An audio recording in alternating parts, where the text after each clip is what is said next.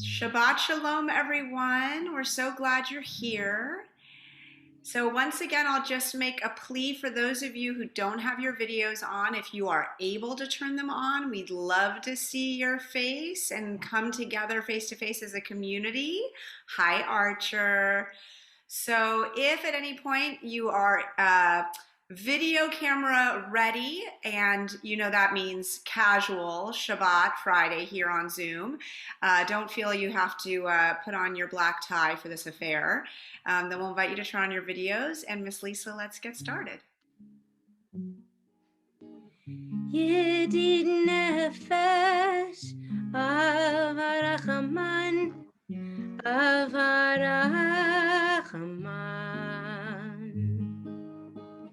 משוחדך, אל רצונך, אל רצונך.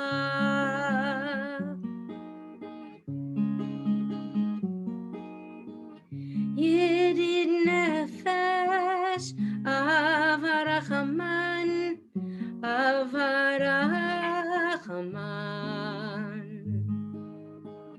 משוחדך, אל רצונך, אל רצונך. ירוץ עבדך כמו אייל, ישתחווה אל מוהדרך.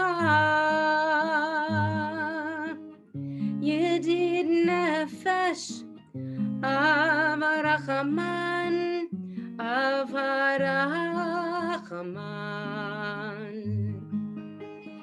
משוחדך, אל רצונך, אל רצונך.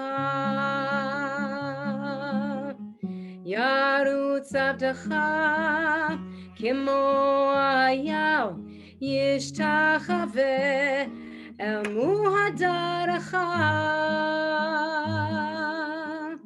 ידיד נפש, אברחמן, אברחמן.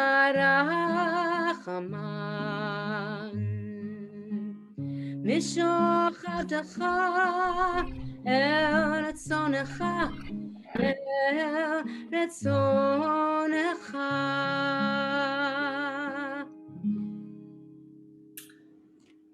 Shabbat Shalom, everyone. Welcome to our sacred Zoom space. Hello to Archer.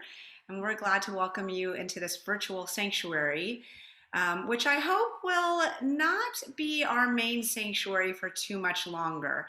It'll always be a sub-sanctuary for us at Congregation Micah, no doubt, but we're really hoping to move back into our main sanctuary. We're hoping you miss it and we miss being in there with you. So stay tuned and stay patient just a bit more, but we are thinking forward and making some hopeful plans for being together again safely in the near future. But in the meantime, we're so grateful that you joined us this evening, and we're gonna do some fun things tonight, a little bit of a different kind of eclectic service.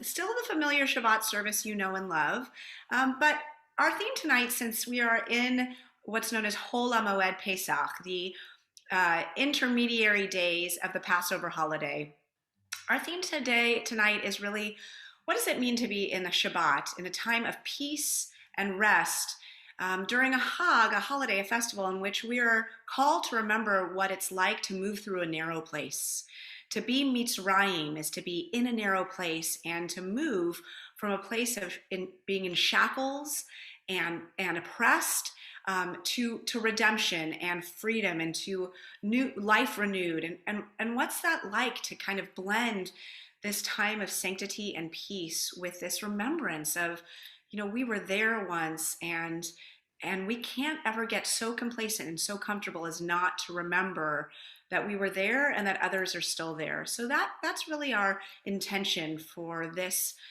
sheltered time together as we enter Shabbat. And so we're going to go ahead and light our Shabbat candles, not to the same blessing you're used to, but to a different familiar prayer, or chadash, which means a new light, that Miss Lisa is going to share with us. And perhaps we need, in fact, a new light as we enter into this unique space that only comes at this time of year, where we are searching for peace and tranquility of Shabbat, but also wanting to be balanced and remember that not everybody's there and we can't leave them behind.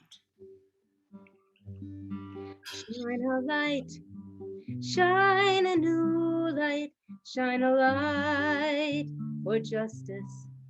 Shine a light, shine a new light, or Chadash al Zion Ta'ir. In a world full of hope, there are people choosing sides. No one wins, no one's right. It's a dark road leading nowhere. Given time and a dream, we can create a new beginning. From the dark will emerge a bright spark to light the day. Shine a light, shine a new light, shine a light for justice. Shine a light, shine a new light, or Chadash al Zion Ta'ir. In a world full of hope, there's a fire burning bright. Open hearts, open paths, a new direction for the journey. Given time and a dream, we can create a new beginning. From the dark will emerge a bright spark to light our way. Shine a light, shine a new light, shine a light for justice. Shine a light, shine a new light, or Chadash al Zion Ta'ir, or Chadash al Zion Ta'ir.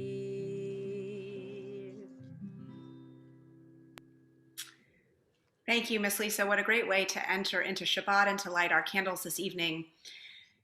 So often in our Friday night service, the next prayer we might offer is either the song of Lecha Dodi or of Shalom Aleichem, which welcomes in the angels of Shabbat. And typically, if we were gathered around the Shabbat dinner table, we would sing Shalom Aleichem and move right into making Kiddush.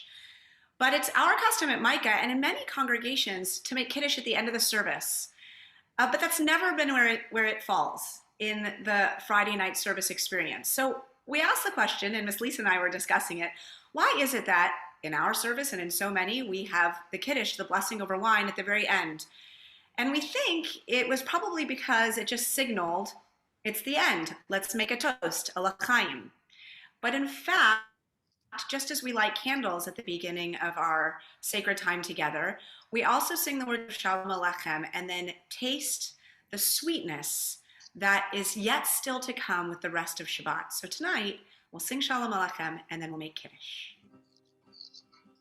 Shalom Aleichem, Malachi Hasharet, Malachi Elyon, Melech Malachi Hamlachim, HaKadosh Baruch Hu.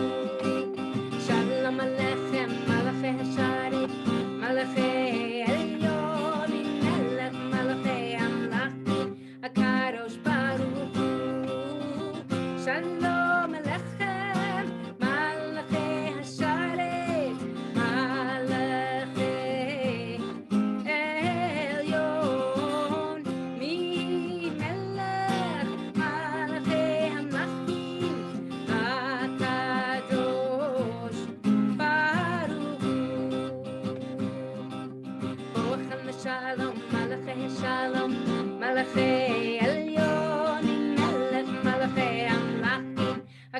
Kadosh Baruch Hu.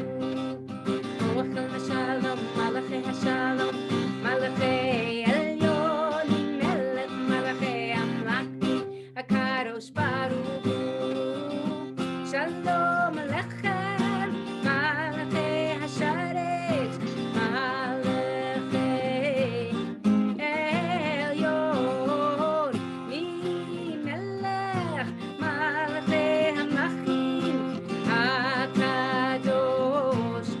Baruch Hu. Baruch Hu Shalom, Malachi Hashalom, Malachi Elyon, Melech Malachi Amlachim, Hakadosh Baruch Hu. Baruch Hu Shalom, Malachi Hashalom, Malachi Elyon, Melech Malachi Amlachim, Hakadosh Baruch Hu. Shalom Alechem, Malachi Hasharet, Malachi Elyon, Melech Malachi Amlachim, Hakadosh Baruch Hu. Seitim Shalom, Malachi Shalom, Malachi Elyon, Melech Malachi Amlachim, Hakadosh Baruch Hu. Seitim Shalom, Malachi Shalom, Malachi Elyon, Melech Malachi Amlachim, Hakadosh Baruch Hu. Shalom Alechem, Malachi Hasharet, Malachi Elyon, Melech Malachi Amlachim, Hakadosh Baruch Hu. And if you're raising a cup with us this evening, we invite you to do it now. Baruch atah Adonai, Eloheinu melech haolam, borei peri hagafen. Baruch atah Adonai, Eloheinu melech haolam, asher kitshenu b'mitzvotav, v'ratzavanu, v'shabbat kodsho, ne'ahava uvratzon hilchilanu, zikaron lema'aseh v'reishit, ki hu yom tashiyah, למקראי קודש, זכר ליציאת מצרים. הבנו לחטא, יקנו קידשת, מכל העמים. ושבת קודשך, באהבה וברצון, הנחלתנו. ברוך אתה אדוני, מקדש השבת. L'chaim.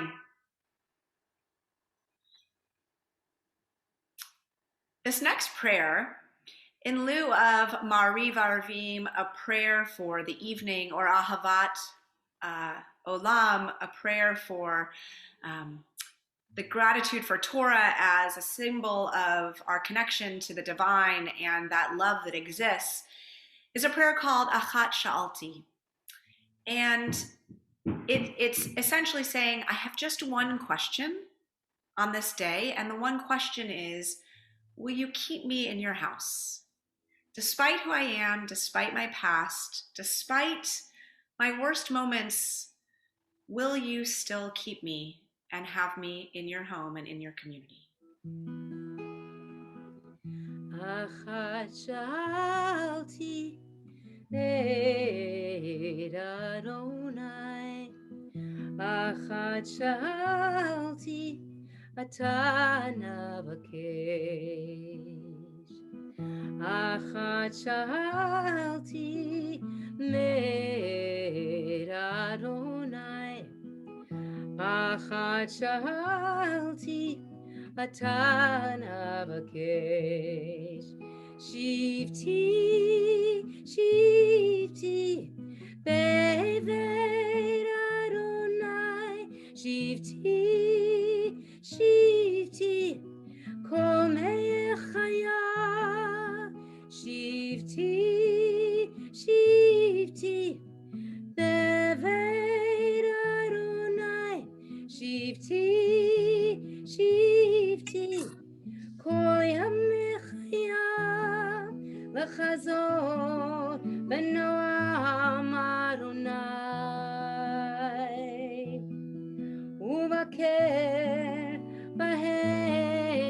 לעלות, לחזור בנו עם Adonai, to gaze upon the beauty of Adonai.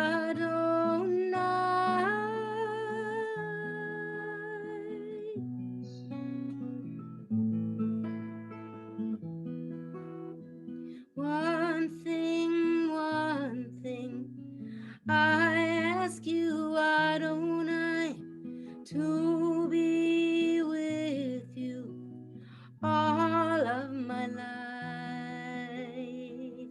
Achat shalti me Adonai, achat shalti otana vakesh.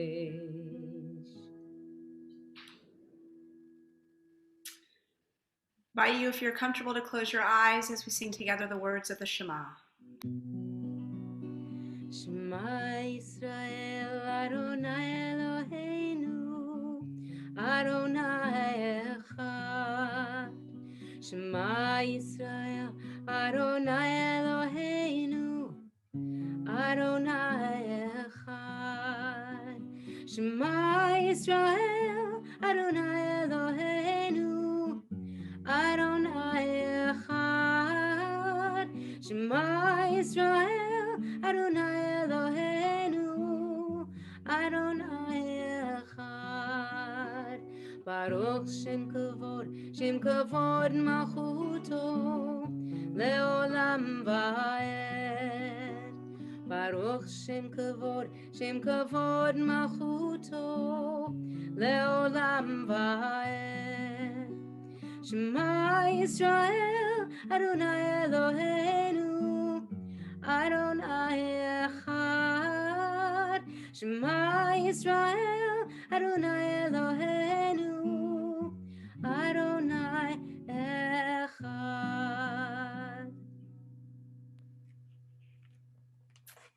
We continue chanting together the words of Ve'ahavta. ואהבת את אדוני אלוהיך בכל לבבך ובכל נפשך ובכל מאודיך.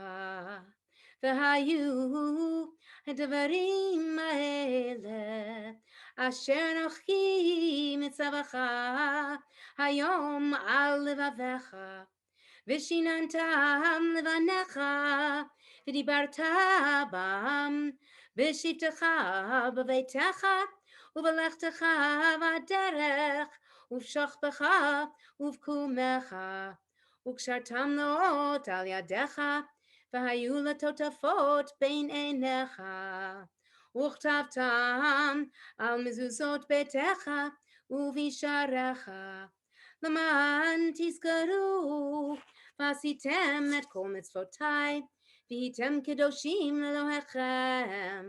אני אדוני אלוהיכם, אשר הוצאתי אתכם מארץ מצרים, להיות לכם לאלוהים. אני אדוני אלוהיכם.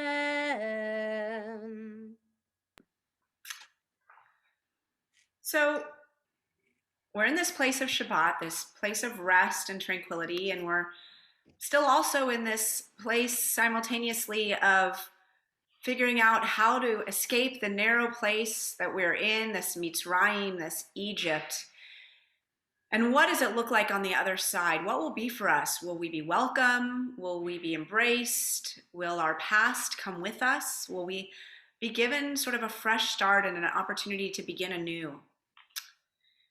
The prayer of Micha Mocha is one in which we focus on God and the miraculous moment when we are redeemed.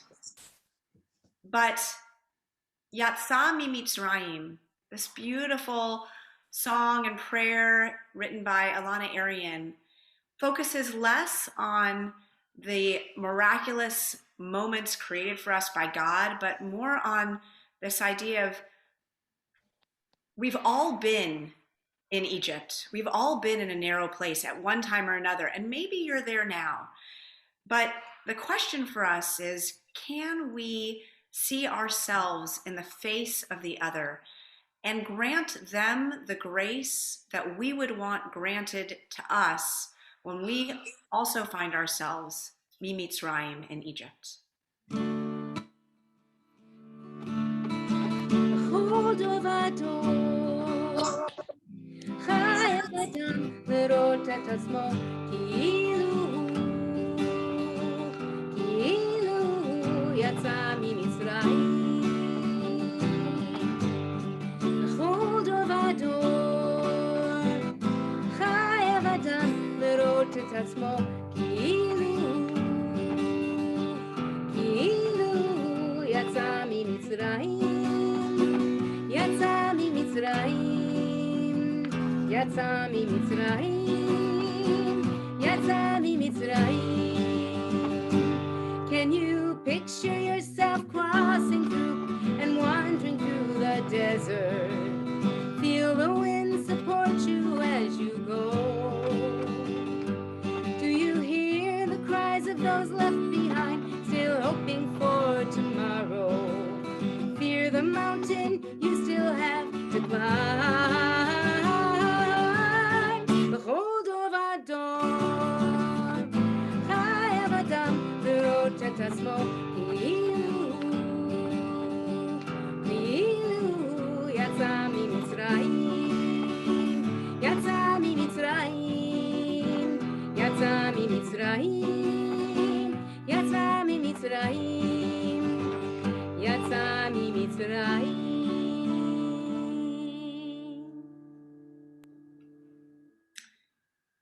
Continue now with the words, the familiar words of the Amidah. אדוני צפתי תפתח ופי יגיד תהילתך. Adonai, open up my lips that my mouth may declare your praise.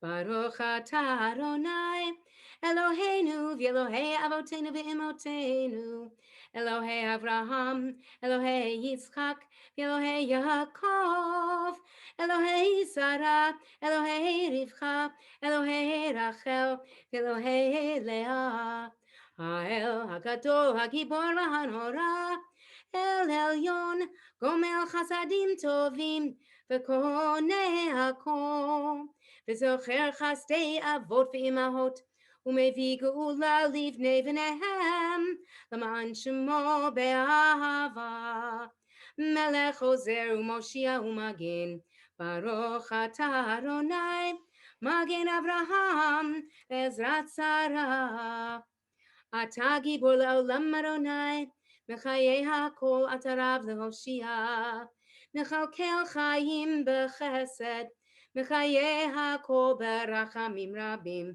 סומך נופלים ורופא חולים, ומתיר אסורים, ומקיים אמונתו לשני עפר, מי כמוך בעל גבורות, ומי דומה לך, מלך ממית ומחיה ומצמיח ישועה, ונאמן אתה להחיות הכל, ברוך אתה אדוני מחיה הכל. אתה קדוש ושמך קדוש, וקדושים בכל יום יהללוך סלה, ברוך אתה אדוני האל הקדוש. These next few moments, as always, are for silent prayer, meditations of the heart, just a few moments of silence.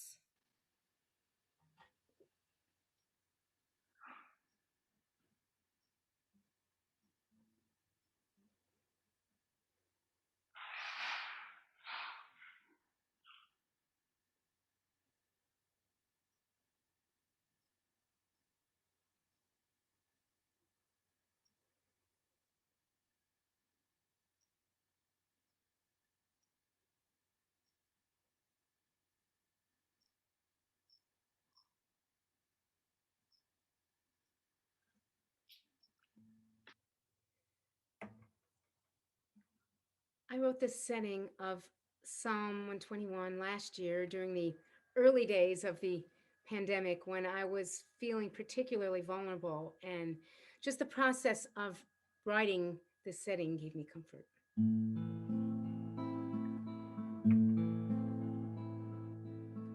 How can I help when I feel helpless?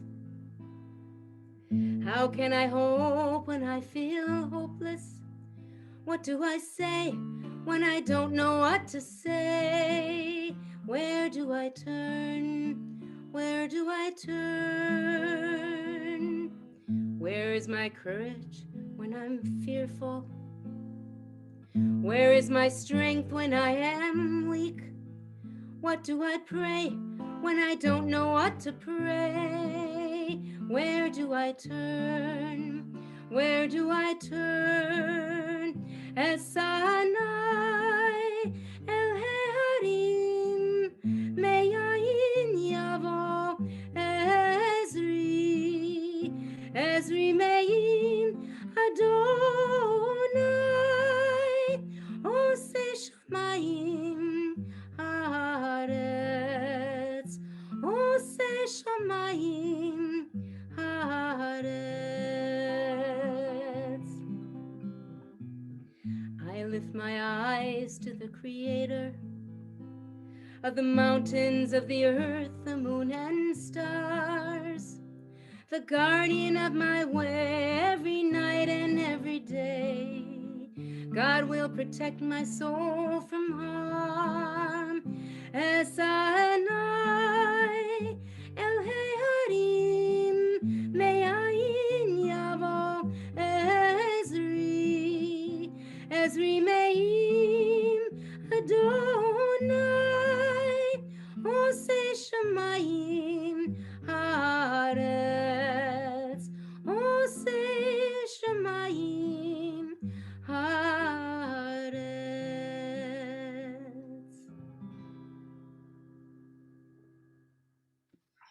Lisa, that's so beautiful. Thank you. We pause to think of those in our circles and our community who are in need of healing at this time. We think of Steve Geringer, Savannah Morris, Jane Sherberg, Paul Richter, Crystal Miller, Janice Grossman, Charlie Baugh, Monette Chance, Mickey Collins, and Judith Mandel. Of course, if I've not mentioned a name that you would like to include for our prayer of healing, I'll invite you to unmute and share that name at this time, or you're welcome to put it in the chat. Hillary Weinstein. Okay. Ray Hughes, David Kaiser, Thank you, Judith Drew. Kaiser. Thank you, Drew. Neil Cohen. Thank you. And I see names in the chat as well. Thank you, everyone, for putting your names in.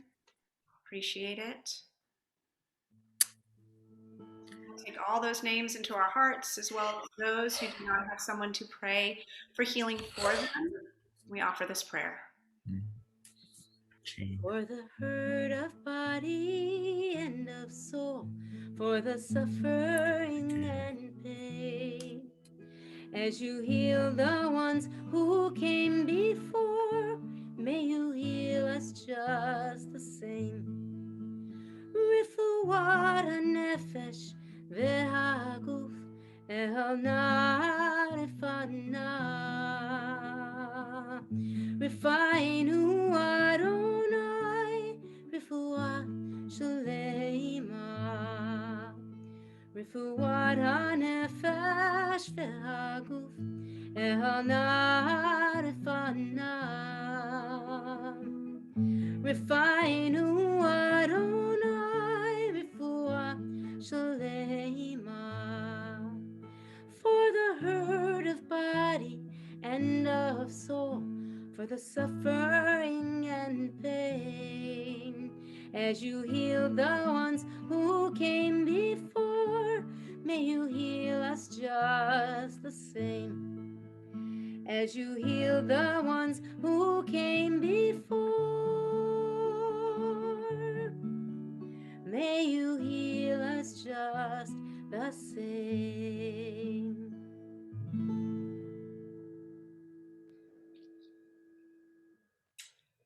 All right, let's see if my friend Travis Claybrooks is here on the Zoom. Travis, do we have you?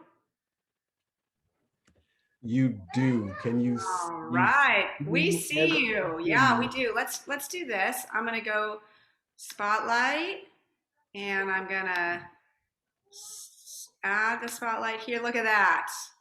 All right, so great. I will just let everybody know that Travis's internet is a little bit spotty this evening. And so it's fine, Travis. Ron doesn't realize if you just can't be here, Ron will have this conversation with me. He'll be great. Just punt, no problem. So I'll just, Indeed, fair indeed. warning, Ron, be ready. You're in the on deck circle. Well, I just want to introduce this wonderful human on your screen, Travis Claybrooks, to this virtual sanctuary of beautiful faces this evening. I was very privileged to meet Travis via Ron Galbraith, but now just know him independently in the Nashville community. And I'm going to let Travis tell you a little bit about. He is the executive director, CEO, or executive director. What's your official title, Travis? Chief garbage guy. I was going to say head honcho at the Rafa Institute. And I would love if you would tell our folks here tonight what is Rafa and why you're doing this work and why you care. Yeah, and that, first of all, that's a loaded question. Actually, before that, thank you, Rabbi, for your friendship. Thank you for inviting me into this community. Some folks that I know. I see Avi here with us, Ron and Faith. It's just so good to see you. Thank you for just inviting me into this space to share with you, or for you to share with me, what has been an amazing service and engagement this evening. Rafa Institute is a local nonprofit that really seeks to help communities heal, which is, what the word Rafa means, to heal. And we do that by confronting the root causes of harm. So we think about, big system change, right? And, to try to answer the question as to why do I do this? Why did I start this organization? I mean, there are lots of whys. And so trying to find the one that maybe most relevant tonight is difficult. I really don't know how to answer that, but I can point you to this idea that I think most fundamentally we were created for a relationship. We were created for wholeness with ourselves and with one another. And when harm happens, especially in community, it rips, it tears apart, it breaks. Both the individual who causes harm, the folks who have been harmed, and it just shatters the community as a whole and the sense of community as a whole. I mean, think about the person who's the victim of an armed robbery in a Publix, and now they don't want to go to that parking lot anymore, right? That's just a shattering of community and a sense of safety, or a sense of Shabbat and rest and wholeness and peace and Sadek, rightness. Restorative justice and restorative principles and restorative practices, for me, provide an opportunity to get back to that wholeness for both the person who's caused harm and the person who's been harmed and the community who's been harmed. That's one of my whys. It is a opportunity. I love the way Ron talks about it sometimes. It's an opportunity. It's an option for us to get back that state, to that place of wholeness, the best of our ability.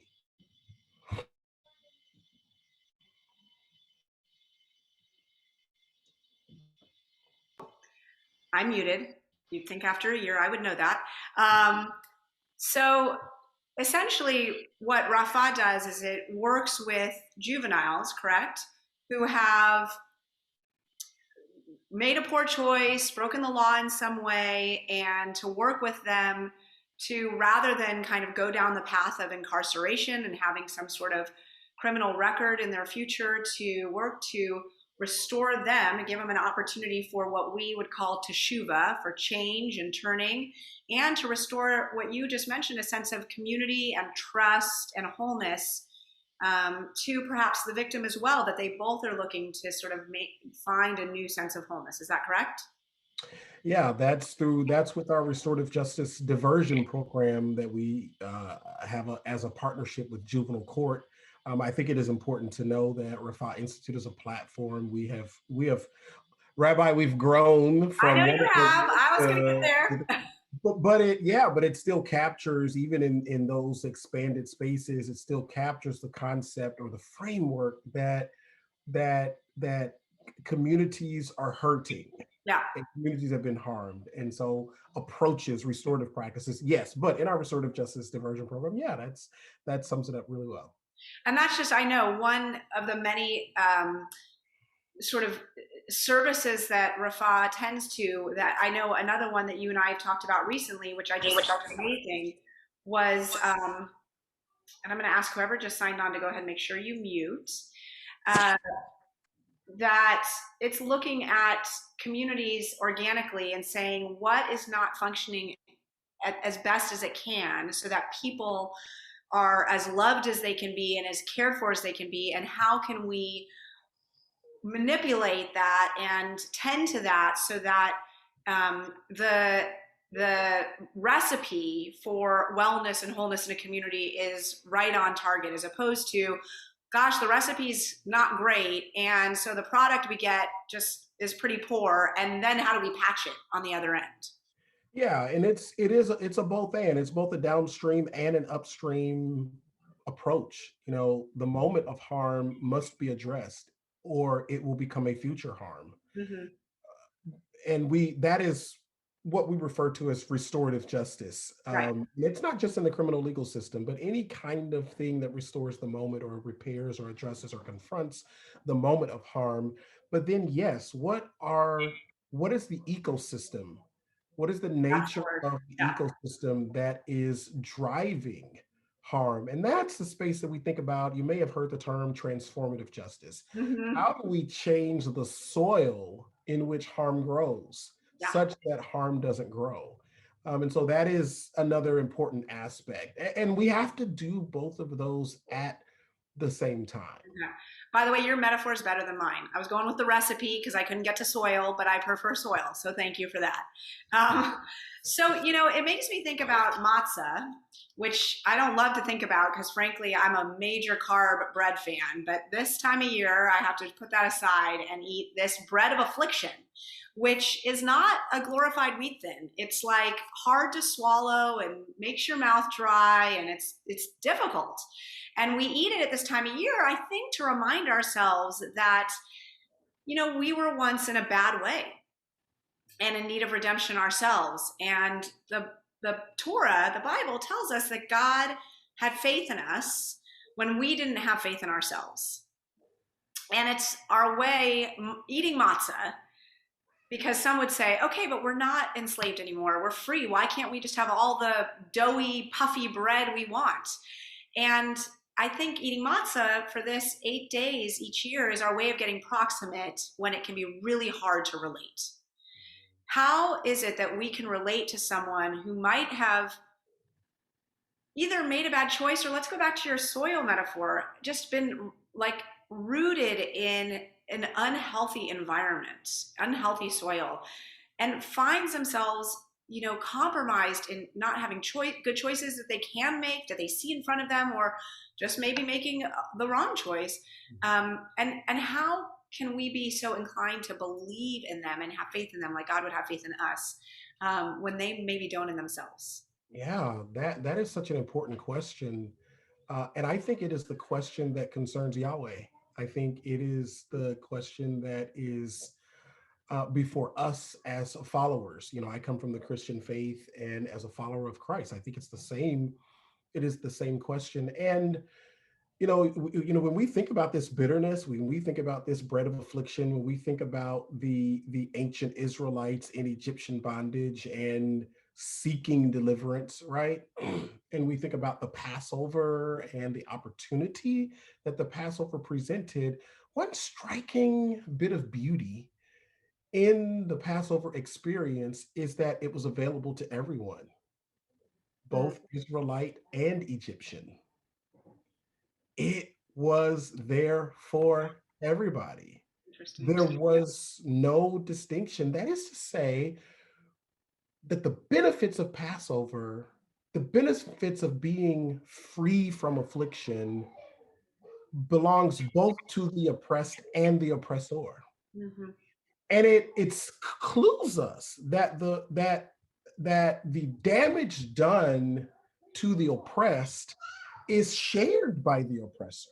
Like Mm-hmm. the oppressor does not get out of oppressing without damage, and there is a liberation that belongs to them. You know, when I look at Passover through the lens of, you know, the chattel slavery experience of African Americans, this is the challenge before Black people today as we wrestle with our own oppression and our own liberation, that our liberation had better include those who have oppressed us, or it is not a liberation at all. And so as we fight, as we work, we had better be thinking about, how do I embrace both George Floyd and Derek Chauvin?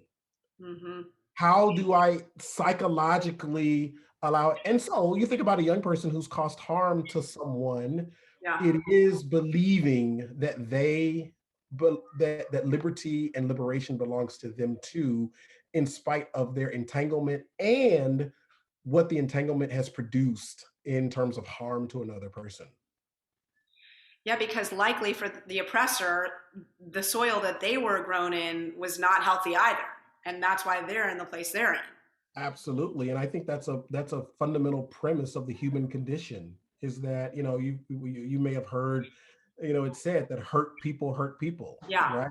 You know, harm unaccounted for will Breathe. find itself manifesting itself elsewhere. And that's an important part of restorative justice. That's why in the moment of harm must be accounted for, Yeah. lest it find itself manifesting itself further downstream. So it is both an immediate intervention and a prevention in that framework.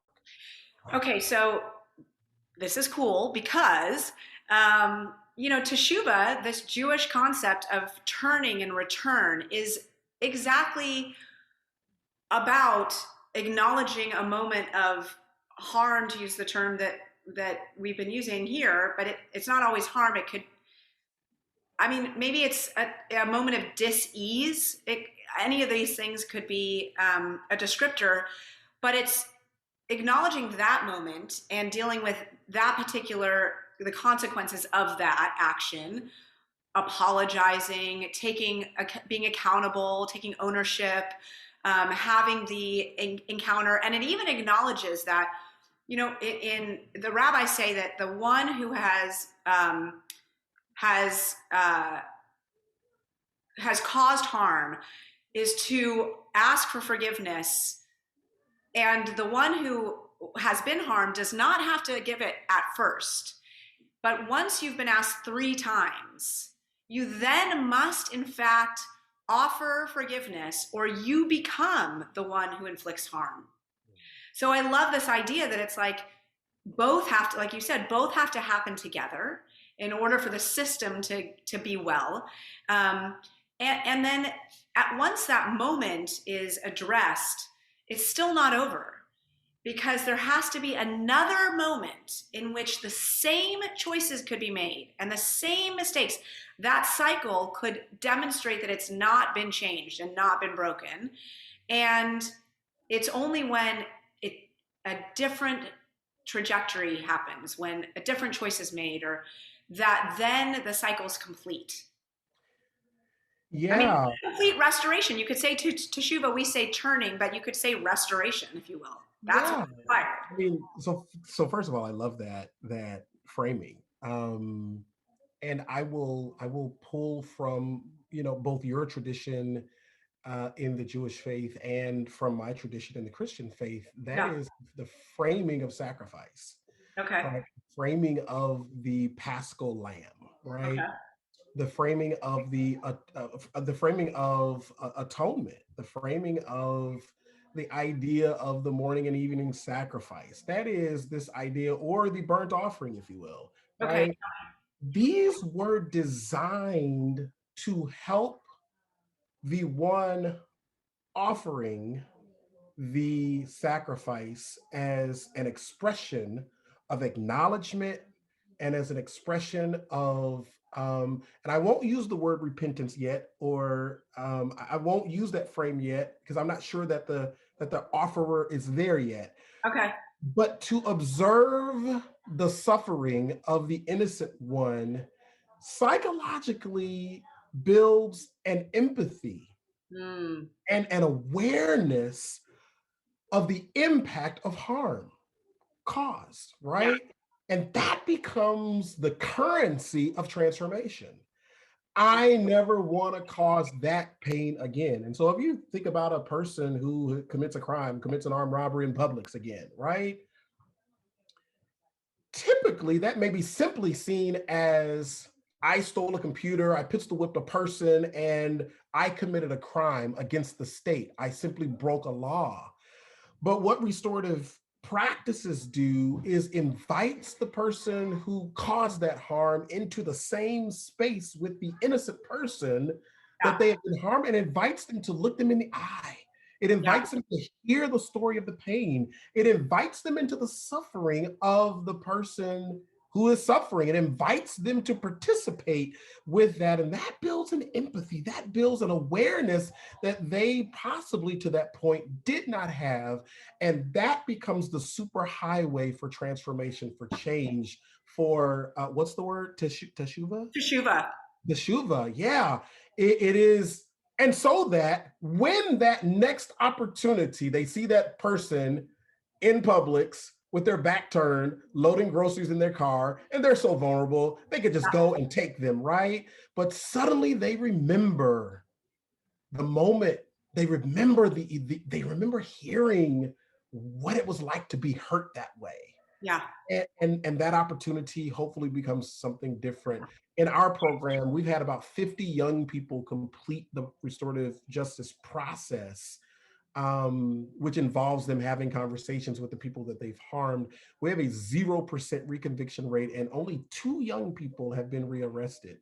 And so I think that is a little bit of early data that suggests that this again, it's a way back. It's a way back. So yeah. I'm not sure I should ask you this question, but if we were not on Zoom right now, I would ask it. So I'm just going to ask it anyway.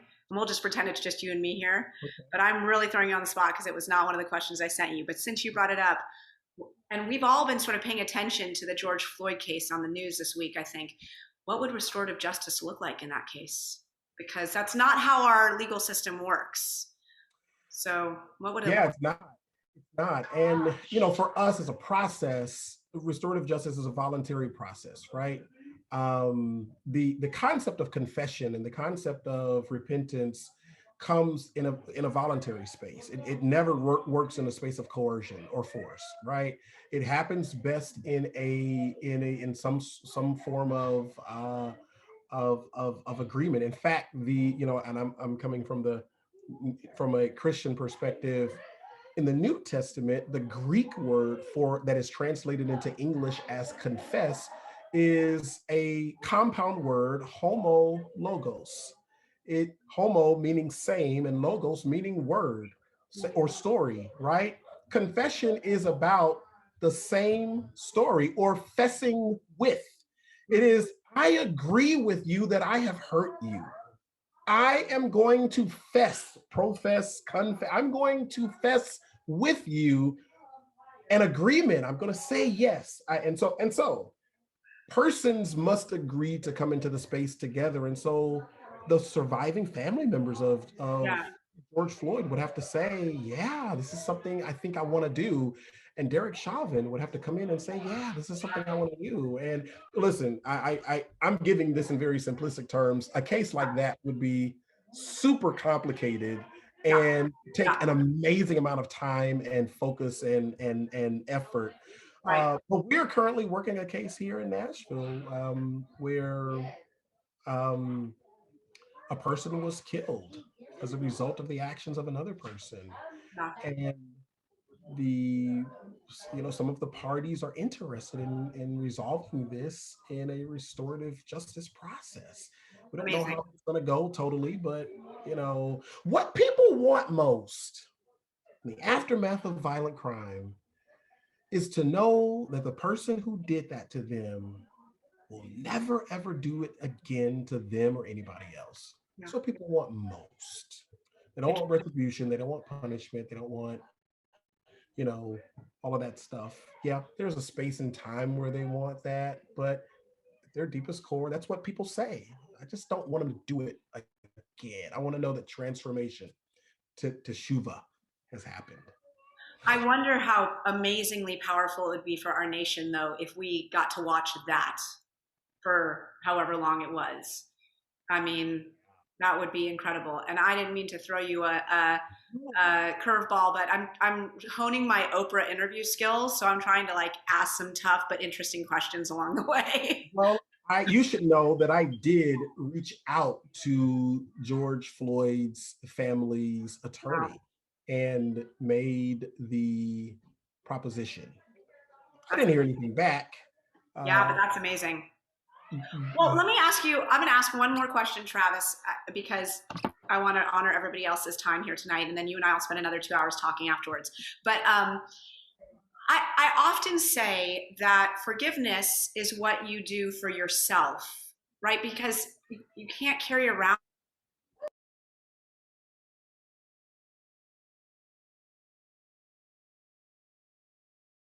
forgiveness is the gift we give to ourselves, but trust is the gift we give to the other. And I tell people, you can forgive and you don't have to trust, but I'm not sure I can say that anymore, because I wonder, coming back to the healthy ecosystem and what kind of community we're trying to create that's balanced and communicative and loving and trusting is the word I would use. It's a community that trusts each other. So I'm not sure I can say anymore that you can forgive but not trust. I think ultimately the end goal, and would you agree, is that we're trying to get to a place where we can trust again? Yeah, I'll use a different word. I'll use reconciliation. Okay. That word. I think forgiveness is the portal for reconciliation, but they are not the same. I can forgive and not be in community with you, and there is no problem with that. Okay. And I will use a Torah story. Joseph. Joseph clearly had forgiven his brothers for the harm that they caused him. He had forgiven them. What he wanted to know in his testing of them is, can I trust you again? Can we be in fellowship again? That's what I need to know. I need to know if teshuvah has taken place. I want to know, I forgive you. I've moved on. I've already gotten it clear in my head that what men meant for evil, Yahweh meant for good. I'm good. I'm able to move on. I'm at peace inside of myself. But reconciliation, can we be in community together? That was the remaining question, and he needed to know that, and that is what he was testing. He was testing, can we be reconciled?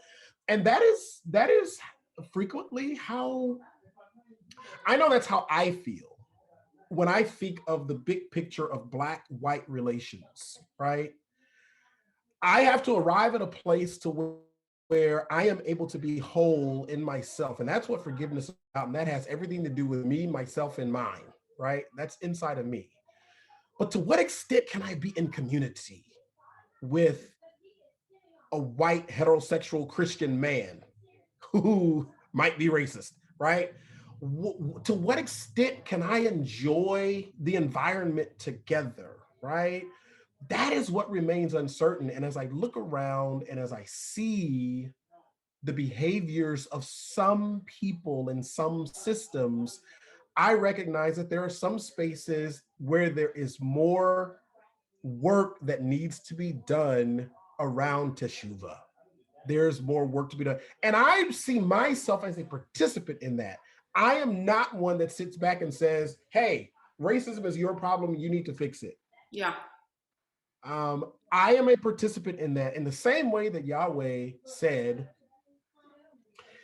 hey, you guys make a sanctuary so that I can dwell with you. Yes, you stink. Yeah, you guys are pretty rotten, but the first step is for me to be with you, to be present with you. The one who has been harmed, the one who is perfect. Yeah. Said, let me come and hang with you, the innocent one. Yeah. Let me come and hang with you. And I think I have to work to have that posture in a world where we have loved white people, but white people have not loved us back. White America has not loved us back. I remember I said to you in another conversation prior that I felt like we couldn't move the needle on racism in America until we were all sharing the same story. And you said no. And now I understand, I think, why. Because it's not that you just have to jump from A to Z and we have to get to that promised land of Teshuvah. There are steps along the way that are equally redemptive that move us closer to that place, and so if we wait for that, we won't make any movement. Yeah, I get it. It took me a few months. Okay. Well, I mean, but that's it. David's, Psalm 51 did not happen in an instant. His confession, his prayer, search me, oh God, wash me and I'll be whiter than snow.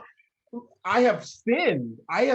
He did not get there on day one. He did not come into agreement with the story around Bathsheba and Uriah on day one. He just he did not. Because he was arrogant and it took him some time to get there. Yep, I'm with you. Well, I just want to say, Travis, thank you for being with us because you are a gift to our community. And I do believe that you are doing God's work in this world. We need more of you. So I'm just grateful that you're part of Congregation Micah, honorary member of the Jewish community. And we're going to go ahead and conclude our service tonight, but I just want to say thank you so much for being with us. Really grateful. I'm so grateful your internet held up. So I know, yeah. Thank you for this time. And again, thank you for letting me into your space and sharing with all of you tonight. Thank you very much. Always. Well, I want us to turn our thoughts to those whose memories we honor on this Shabbat because we celebrate their yortzites, their passing. And we think of Diane Adler, William Applebaum, Ronald J. Binda, Bernice M. Block, Gerald Cutler, Dr. Irwin B. Eskind, Anne Fastow, Harry Gordon, Marjorie Ellen Feldman Hankin, Nathan J. Hiller, Jack Keller, Jim Kirby, Frank Moss, M. Wendell Ramsey, Louis D. Smith, Bernice Handelman Wallace, Sarah Weiss, Irving Winstock, David Wood, Ruth Wright, and Vera Zimmerman. We continue mourning for Rich Moschel, Henry Foyer, Dr. Bob Sirkin, Aidan Becker, Bob Golden, Des Zamek, Elaine Farinacci, Rabbi Jonathan Sachs, Charlene Krahili, John Giffen, Faye Sirkin, Joyce Murray, Richard L. Bourne, Fran Schmerling, Peggy J. West, Christopher Miller, Molly Stein, Alfred Cohen, and Joseph W. Blumenthal.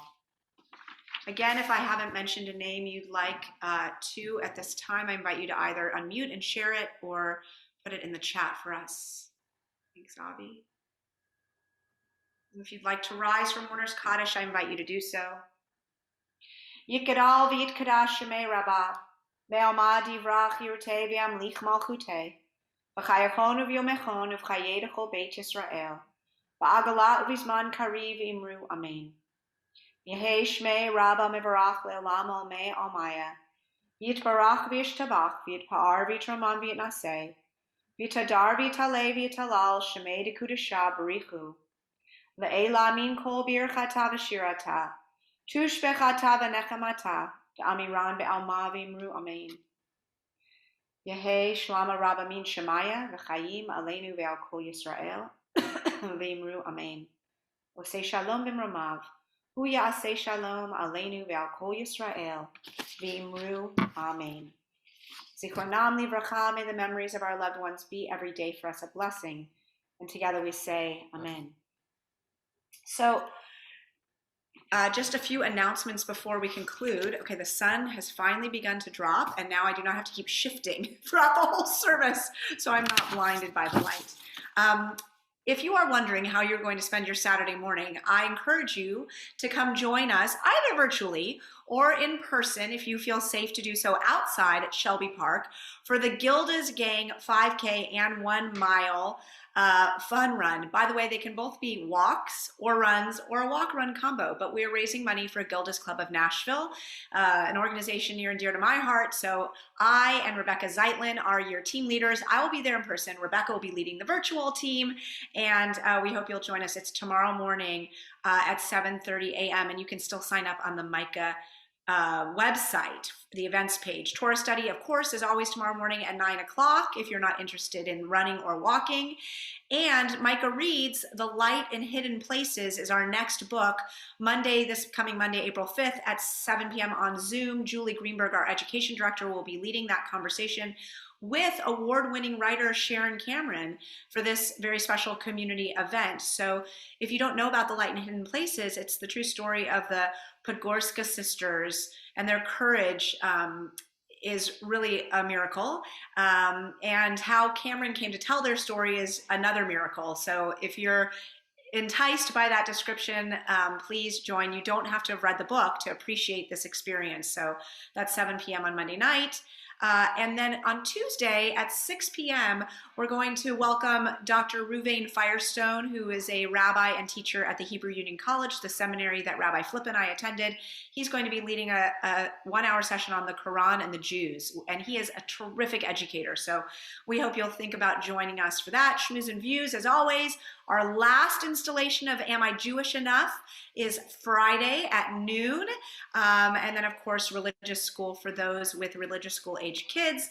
Lots of other great stuff coming up. We have a 2-part series on Judaism and the death penalty the last 2 Wednesdays of this month. So don't forget to visit our events page and our website, and so you don't miss out. Oh, I almost would have forgotten Miss Lisa. Music at Micah with Miss Lisa Silver and Clayton Ivy is just around the corner. That is on the 13th? Yes, Tuesday. Yeah. The 13th. Tuesday the 13th at 7 p.m. And if you missed or caught Miss Lisa's story, then you will not, and you loved it as much as we all did, you won't want to miss this. So again, everything's on our website, so don't miss out. And Miss Lisa, shall we end with one more song of justice? Sure. Lord, give me the strength to bend the arc of the universe towards justice, Lord, give me the strength to bend the arc of the universe towards justice with love. Amen. Lord, give me the strength to bend the arc of the universe towards justice, Lord, give me the strength to bend the arc of the universe towards justice with love. Amen. Vayikra kamayim mishpat utzedaka kanachal etam.